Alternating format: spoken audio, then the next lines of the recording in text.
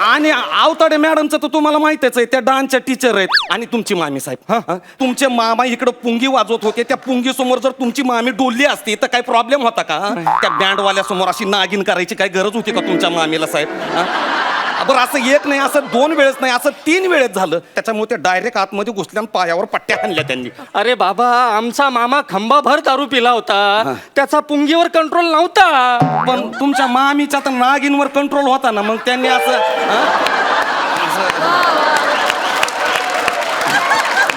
कापले कुठे तुम्ही?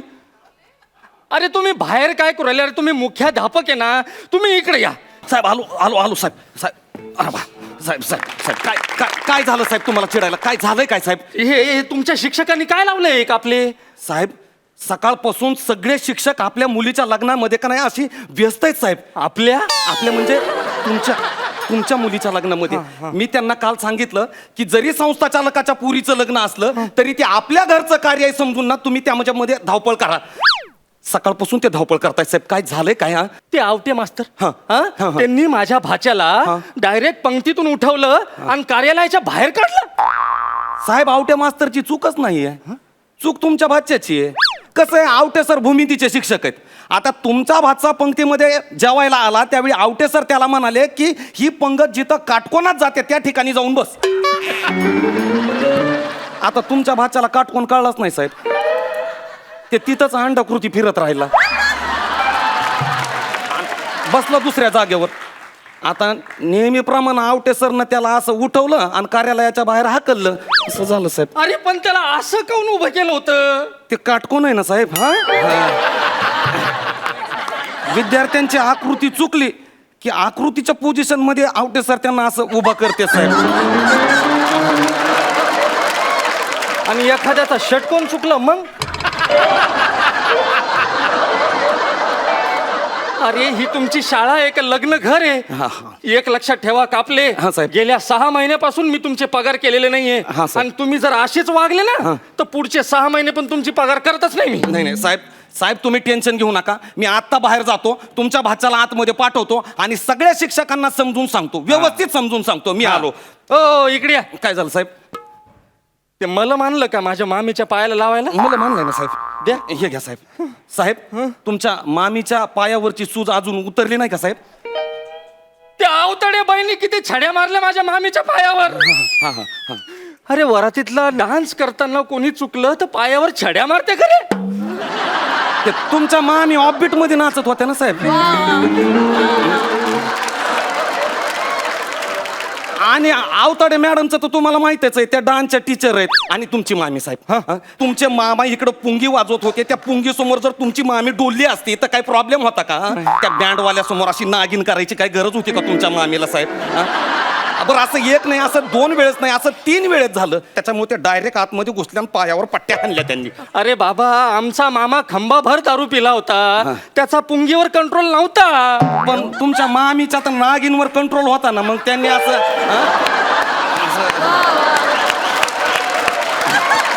आवतडे मॅडमचा पगार कापा. न झालेला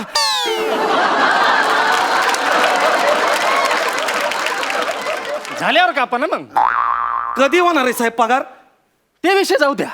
ठीक आहे. पण आवतडे मॅडमला सांगून ठेवा तुम्ही. मॅडमचं तुम्ही टेन्शनच घेऊ नका साहेब. मी त्यांना सांगितलंय की असं वराडामध्ये का नाही तुम्ही असं कुणाच्या बी पायावर छाड्या नका मारू. म्हणून त्यांनी तुमच्या मोठ्या वहिनीच्या हातावर छाड्या आणल्या साहेब. 75 वर्ष म्हातारी माझी वहिनी, तिच्या हातावर छड्या मारल्या तुम्ही? हा साहेब, ते मंगलाष्टक चुकल्या ना त्या तुमच्या मोठ्या वहिनी, म्हणून. नशीब आवताडे मॅडमनी त्यांच्या वाटावर छडी नाही आणली. अरे असं काहून केलं रे? नाही, काय झालं, त्यांनी मंगलाष्टक रचली पण त्यांना यमकच साधता आला नाही साहेब त्याच्यात. अरे तिची यमाकडे जायची वेळ आली, तुम्ही यमक काय साधताय? मी म्हटलं साहेब की बाबा चिता रचायच्या वयामध्ये तुम्ही असं मंगलाष्टक रचायची गरज काय आहे?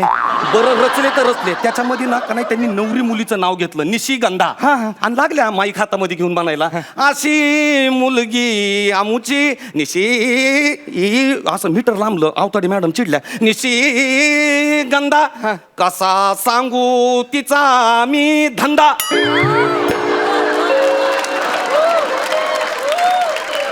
आता निशिगंधा धंदा हे लग्नाच्या मंडपात असं बरं नाही ना वाटत साहेब. माझी वहिनी धंदा म्हणन, रंधा म्हणन, गंध म्हणन, तिला छड्या मारायच्या नाही. नाही साहेब, मी ना आवताडे मॅडमची छडीच लपून ठेवली आहे. हे बरं केलं. पण एक छोटासा प्रॉब्लेम झाला. काय? काय झालंय, नवरी मुलीला ना उखानाच पाठ होत नाहीये. त्याच्यामुळं ना आवताडे मॅडम त्यांच्या मागे अशी खावड्याची पोझिशन घेऊनच उभे आहेत. म्हणजे त्या कवा खावड्या हाणतील ना ते सांगताच येत नाही. अरे नवरी मुलगी रे ती. हा. कसं वाटल नवरी मुलीला टेंगुळ आलेला. अवताडे बाईला थांबवा. बर, ठीक. माझ्या मुलीला ओखाना पाठ झाला नाही तरी हरकत नाही. हा, साहेब. संस्था चालकाची पोरगी आहे ती. असं पाठांतर करायला ती काही शिक्षकाची पोरगी आहे हा, का? ते बी आणि आम्ही असे पाठांतर करत बसलो असतो ना, हा. संस्था चालक झालो नसतो, एखादा मास्तरच झाला असतो ना आम्ही. हा, ते बी बरोबरच आहे साहेब. लहानपणी आम्ही वर्गामध्ये अभ्यास करायचो ना, त्यावेळी का नाही दंगखोर पोरं आणि ढपोर यांना ना वर्गाचा मॉनिटर केलं जायचं साहेब. आम्हाला त्यावेळेस कळलं नाही की मोठ्यापणी सुद्धा असंच होणार आहे म्हणून समाजामध्ये. हे दंगेखोर आणि ढपोर ना एक दिवस आमचे मॉनिटर होणार आहेत. पाहिलं कापले. काय झालं साहेब? तुम्ही टोमने मारायला लागले का मला? नाही साहेब, हा टॉमना नाहीये साहेब. नक्की? हो साहेब, ही सत्य परिस्थिती आहे साहेब. हा, सत्य असलं म्हणजे बरोबर आहे. फोन आलाय साहेब. व्यायाचा फोन. बोला साहेब. भाऊसाहेब नमस्कार. हा, काय झाली ना तयारी चालू इथं? नाही नाही नाही, तुम्हाला कोण सांगे? नाही ऐका ना भाऊसाहेब. भाऊ भाऊ काय झालं साहेब? कापले. काय साहेब? माझ्या पोरीचं आणि त्या शित्या पाटलाचं लफडे हे माझ्या याह्याला कोणी सांगितलं? इतिहासाच्या सरांनी सांगितलं असं साहेब.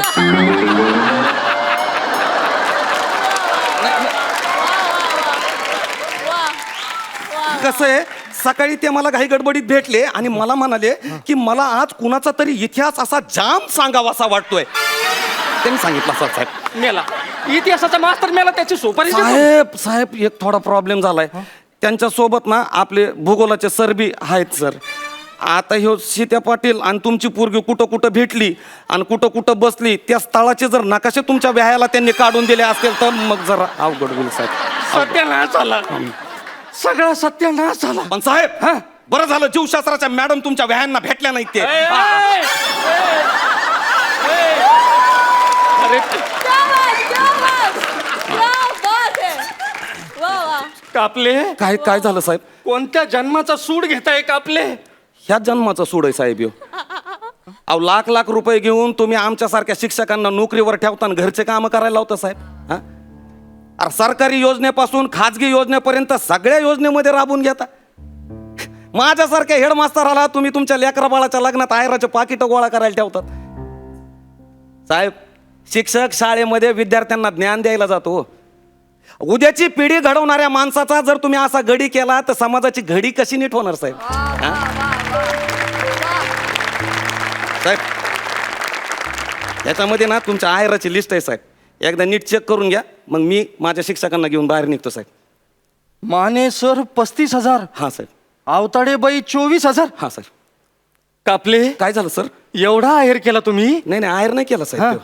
तुम्ही आहेर आपलं तुम्ही तुमच्या व्यायाला हुंड्यासाठी जो पैसा दिला होता तो पैसा आणि आहेराचा आलेला पैसा हा सगळा मिळून ना मी माझ्या शाळेतल्या कर्मचाऱ्यांचा पगार केलाय साहेब.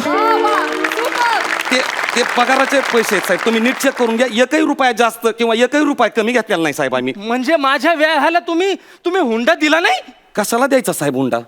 आम्ही शिक्षक विद्यार्थ्यांच्या समोर उभा राहून सांगतो की हुंडा देणं घेणं हे चुकीचं आहे, हे कायद्यानं गुन्हा आहे आणि तेच कामं तुम्ही आम्हाला करायला लावतात साहेब. नाही तुम्ही एकदा नीट चेक करा साहेब. बघा त्याच्यामध्ये काय लिहिलंय ते. आणि सगळ्यात महत्वाचं साहेब, आमचा जो रेव्हेन्यू स्टॅम्प आहे ना तो आम्ही आमच्याच पैशाने आणलाय बरं का. तुम्ही लावा हिशोब साहेब, लावा हिशोब. 23, 16 साहेब तुमचा बुद्ध्यांक किती हे माहिती आहे मला. मी ना तुमच्यासाठी एखादं कॅल्क्युलेटर घेऊन येतो साहेब. कापले तुझा पगारच कापीन मी. नाही कापायची गरजच नाही. मग हुंड्याच्या पैसा तुम्ही अगोदरच पगार काढून घेतलाय साहेब.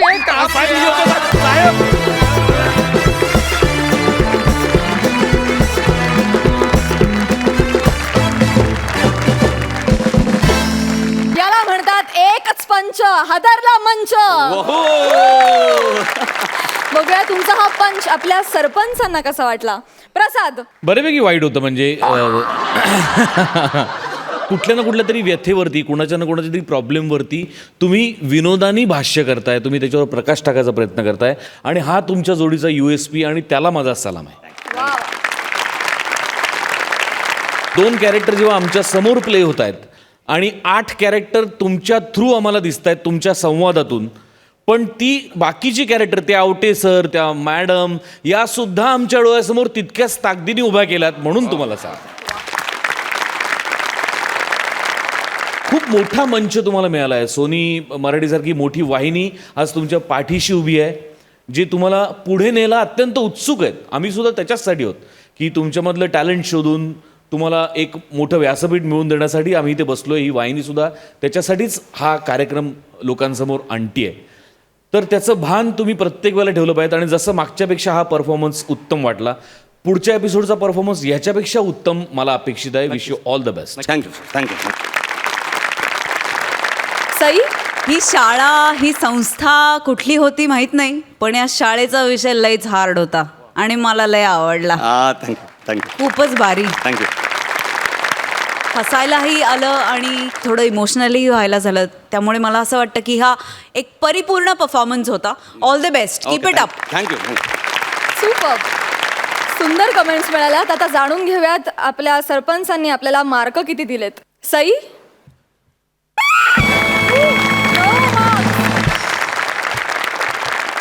जोडी मेंटेन करा. 2 मार्क्स जोडीचे आहेत, 8 मार्क्स एकत्र परफॉर्मन्स आहेत. क्या